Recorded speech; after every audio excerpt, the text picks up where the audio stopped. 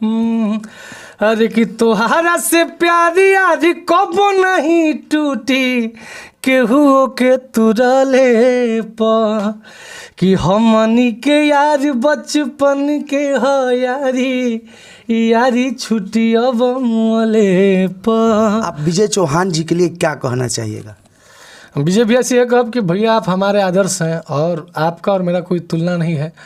आपका अनेकों गाना हिट हो चुका है और आपको आप ना होला कि किंग मेकर बनी। रुआ के माध्यम से कितना लोग रुआ अपना गाना के माध्यम से कितना लोग के भागी संवरले बनी। ताज एक भाई आपके ट्यून पे ही गा दिया है तो ये तो गौरव की बात है। हम तो खुल के कहे नहीं कि हम ट्यून गौले बनी भैया।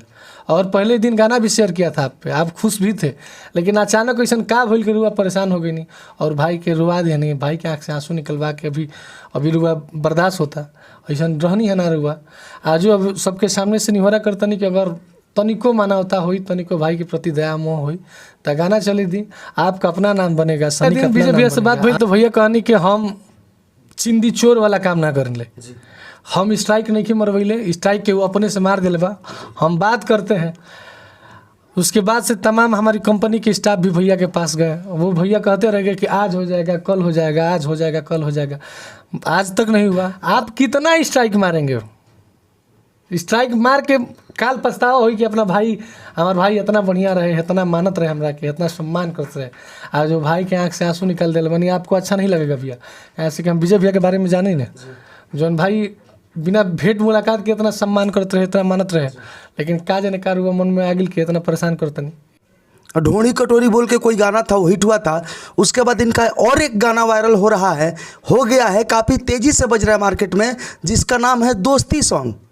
उनके यहाँ पहुँचे हैं तो सीधा सीधा उनसे बात करते हैं। सनी पांडे जी, सबसे पहले स्वागत है हमारे अनुराग फिल्म्स में।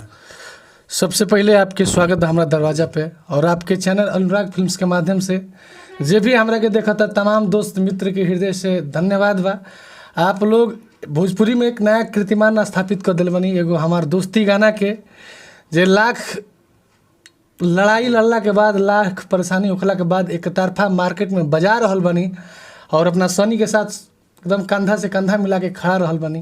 ये प्यार खातिर, आशीर्वाद खातिर हम पूरा पब्लिक के, अपना जनता जनार्दन के दसों जोड़ के प्रणाम करतनी और धन्यवाद देतनी।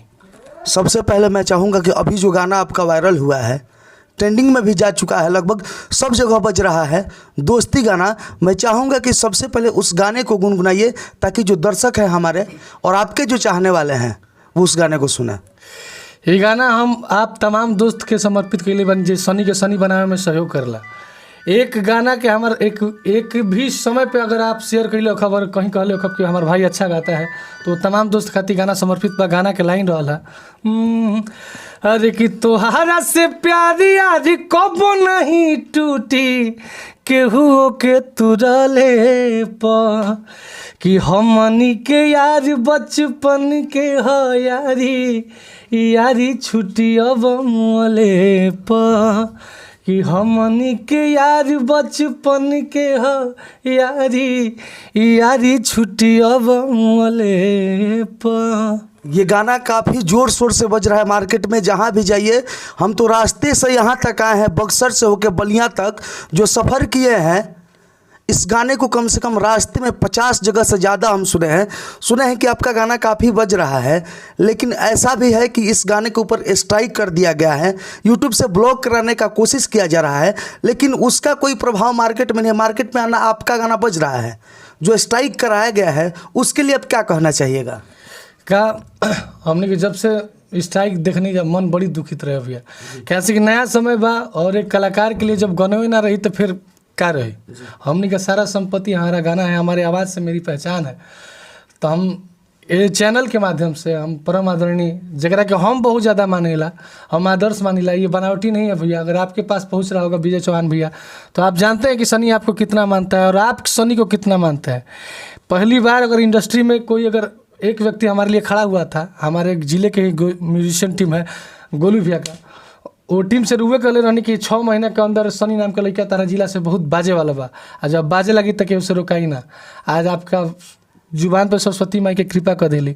हाँ, संजोग से राउर ट्यून गौले बनी तो भैया सनी के ट्यून के नहीं के गौले।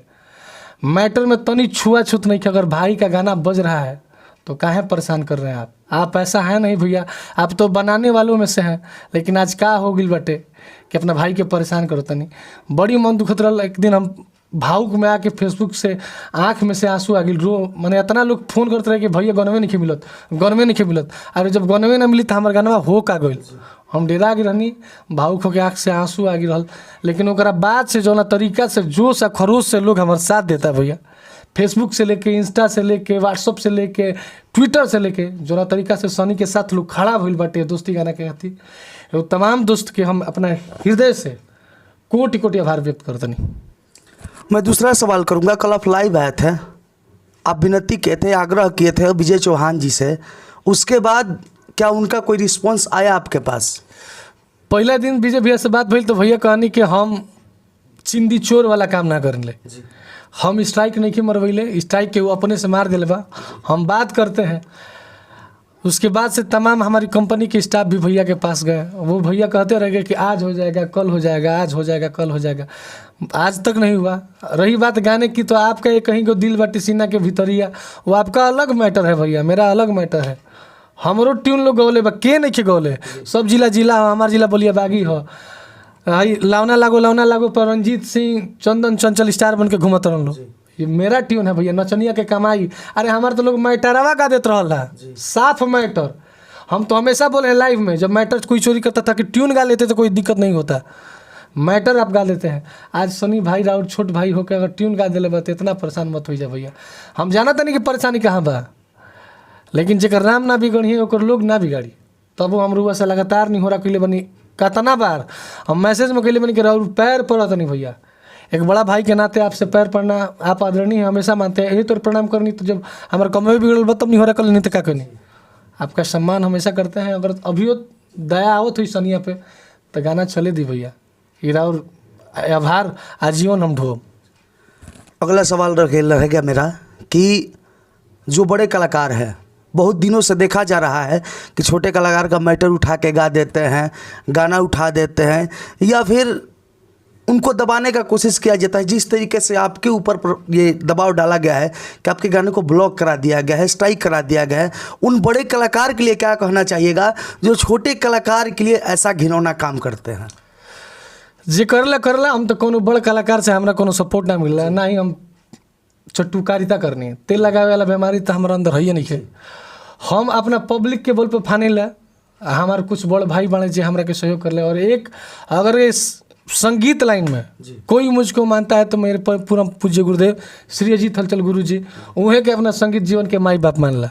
बाकी हमारा पब्लिक मेरा भगवान है। वास्तव में आजीवन जब जियब तबले कहब कि सनी का कोई गॉड फादर नहीं है, सनी का कोई संगीत वाला बैकग्राउंड नहीं है। हमारे फैमिली से कोई माँ बाप चाहे चाचा भतीजा भाई के संगीत ना करला, गाना ना गावला। सनी अकेले अपने घर से निकला है और पब्लिक का प्यार पाता है, पब्लिक के बीच में रहे नहीं, भावकाल ना बनावे नहीं, इना के देखब कि डीम डाम में वैसे वैसे ना, सादा जीवन जिए नहीं। आप लोग के बीच में रहते हैं, अपने जो भी यार दोस्त मित्र हमको करता है हमेशा ओकर आभार व्यक्त करनी, तब आज सनी बने। लेकिन आज एगो नया लड़का के जो तरीका से परेशान करी जाता, ये कतई सही नहीं है। समय समय की बात है, आज आपका समय है जी। माता रानी अगर फेर दी हैं तो कब वही समय हमरो साथ है आज। तो ऐसा करिए जो आपके साथ होने पर अच्छा ना लगे, वो आप भी दूसरे के साथ वैसा काम मत करिए। अगला सवाल करेंगे हम, अभी आपका कौन कौन सा गाना मार्केट में आने वाला है? अभी मार्केट में, अब तो मार्केट में गाना के नाम ना धरब, लेकिन बहुत बवाल गाना। आप कितना स्ट्राइक मारेंगे? स्ट्राइक मार के काल पछतावा हो कि अपना भाई, हमारा भाई इतना बढ़िया रहे, इतना मानत रहे, हमरा के इतना सम्मान करते रहे, और जो भाई के आँख से आंसू निकाल दिल बनी, आपको अच्छा नहीं लगेगा भैया। ऐसे कि हम विजय भैया के बारे में जाने ना, जौन भाई बिना भेंट मुलाकात के इतना सम्मान करते रहे, इतना मानत रहे, लेकिन का जाने कार हुआ मन में आगिल के इतना परेशान करते नहीं। ये अच्छा बात नहीं है भैया।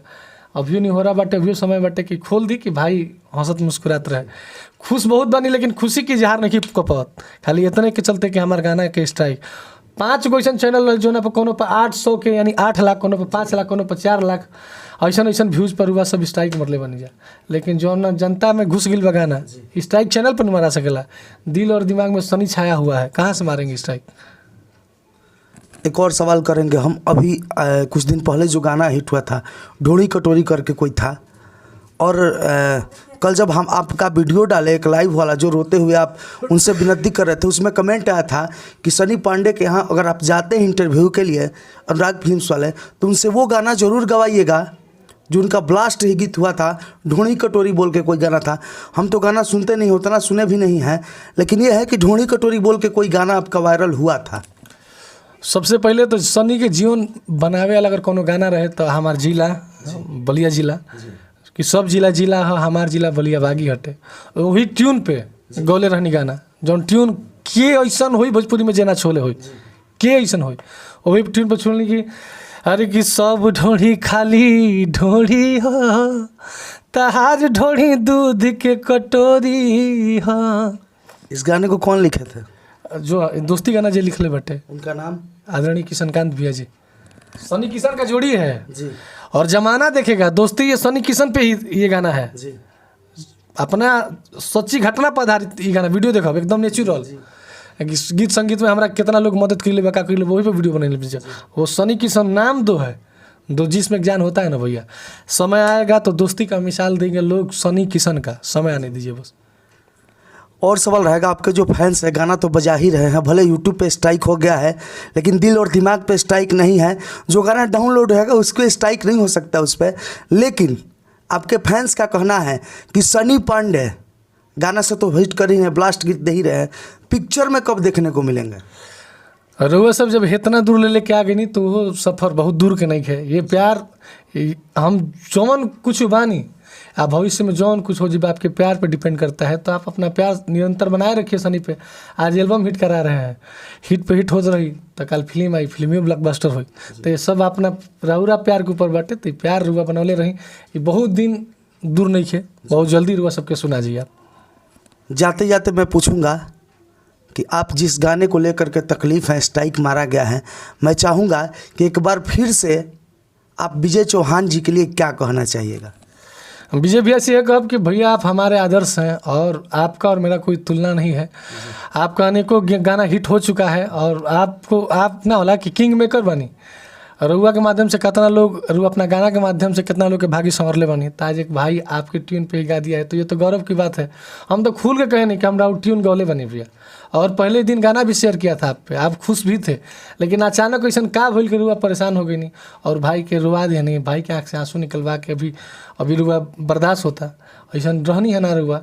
आज अब सबके सामने से निहोरा करता नहीं कि अगर तनिको मानवता हुई, तनिको भाई के प्रति दया मोह हुई तो गाना चले दी, आपका अपना नाम बनेगा, सनी का अपना नाम बनेगा। आप पे कहीं को दिल बाटे सीना के भीतरिया गए हैं, हम दोस्ती गए हैं, गाने का कोई मैच नहीं है। मैटर मिली तो वो स्ट्राइक मरती तो कोनो दुख ना लगे, कैसे कि हमू गावे नहीं, हमू एगो कलाकार हैं, हमारे मैटर के उगा दी तो दुख लगी नो। मैटर पे स्ट्राइक मारते तो कोई बात नहीं था। आपने सावन का गीत गाया था, हम यूँ ना सोचल रहनी कि रुआ लोग गीत गाई, सावन के बाद हम एक अलग साफ मैटर गौले रहनी, फिर काहे परेशान करता नहीं अपना भाई के हटाई और भाई के आशीर्वाद दीजिए। ये भाई आपके प्यार का भूखा है, प्यार करिए भाई को। हम भी विजय चौहान जी, अगर हमारा वीडियो आप तक पहुंच रहा है तो सनी पांडे के यहाँ हम मौजूद है।